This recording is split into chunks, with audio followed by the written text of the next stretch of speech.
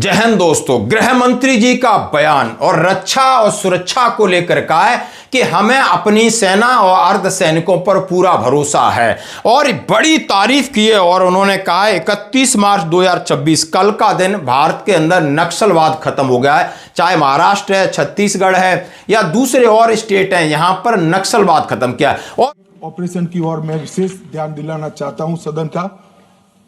Operation black forest Telangana और छत्तीसगढ़ की सीमा में 50 किलोमीटर लंबी और 37 किलोमीटर चौड़ी एक पहाड़ी है। ये पहाड़ी पर इन्होंने अपना एक परमानेंट कैंप बनाया था।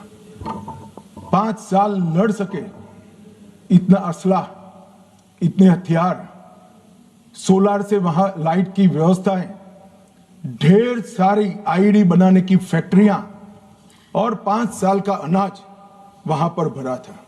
400 से 500 कैडर वहां पर एकत्रित थे। और मान्यवर, मैं आज बड़े संवेदनशीलता के साथ कहना चाहता हूं कि बहुत गर्मी थी मान्यवर।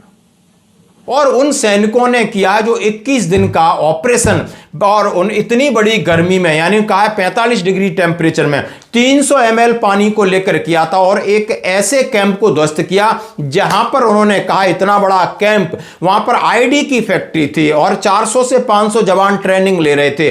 5 साल का खाना भंडार था, यानी इतनी बड़ी प्लानिंग। 5 साल तक एक पूरी की पूरी बटालियन तैयार की जा रही थी और आईडी, पिस्टल, राइफल सब चीजें उनके पास थी दोस्तों। और जब इसको ध्वस्त किया और ध्वस्त करने के लिए 21 दिन लगे तो उन्होंने सीआरपीएफ और कोबरा बटालियन को तहे दिल से धन्यवाद दिया।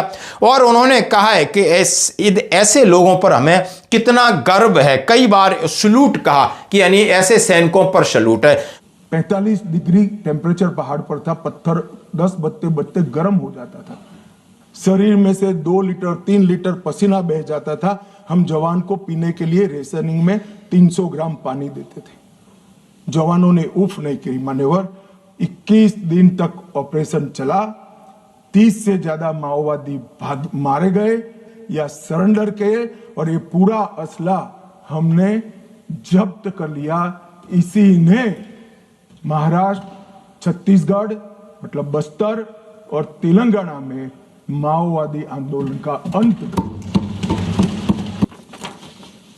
मान्यवर, बड़ी विनम्रता के साथ और बड़ी संवेदनशीलता के साथ कोबरा, सीआरपीएफ, डीआरजी और छत्तीसगढ़ पुलिस को मन पूर्वक इस सदन में सैल्यूट करना चाहता हूं। मान्यवर, इन्होंने अमानवीय धैर्य का उपयोग कर इनके किले को तोड़ा है। तो दोस्तों, जैसा कि गृह मंत्री जी ने वहां कहा, यह भी सुनाऊंगा। साथ साथ गृह मंत्री जी ने बहुत सारे वादे किए हैं, रक्षा मंत्री जी ने बहुत सारे वादे किए हैं कि लगभग ये 30,000 रुपए तनख्वाह लेने वाले, चाहे अर्धसैनिक बल हैं या सैनिक बल हैं, आप उनकी लगातार अनदेखी करते हो। चाहे मैं आप सम्मान की बात करूं, चाहे मैं उन्हें सामान की बात करूं, चाहे मैं उन्हें धनराशि की बात करूं, उनकी तनख्वाह 30,000 है और उनकी जान को खतरा। जैसा आपने कहा कि इतना बड़ा ऑपरेशन यानी कम पानी में और इतनी गर्मी में उन्होंने किया और सफाया कर दिया और आप उनको सलूट कर रहे हो, ये बहुत अच्छी बात है। सम्मान दे दिया, हमें इससे ज्यादा कुछ चाहिए नहीं। लेकिन आपने यहां सीआईएसएफ की 53 यूनिटों में जवानों, अधिकारियों का जोखिम और कठिनाई भत्ता बंद कर दिया। यहां पर आर्मी की मिलिट्री सर्विस पे पर सवाल पूछे जा रहे हैं। यहां पर पैरा मिलिट्री फोर्सेस को कहा जा रहा है कि इसके बदले हम कुछ और देंगे, क्योंकि हर जगह हम नहीं दे सकते हैं। जहां पर जोखिम होगा और कितना जोखिम होगा उस हिसाब से देंगे। नहीं, आप इस खबर को देख सकते हो। केंद्रीय औद्योगिक सुरक्षा बल की 53 इकाइयों के हजारों जवानों और अधिकारियों का जोखिम और कठिनाई भत्ता तत्काल प्रभाव से बंद कर दिया गया है।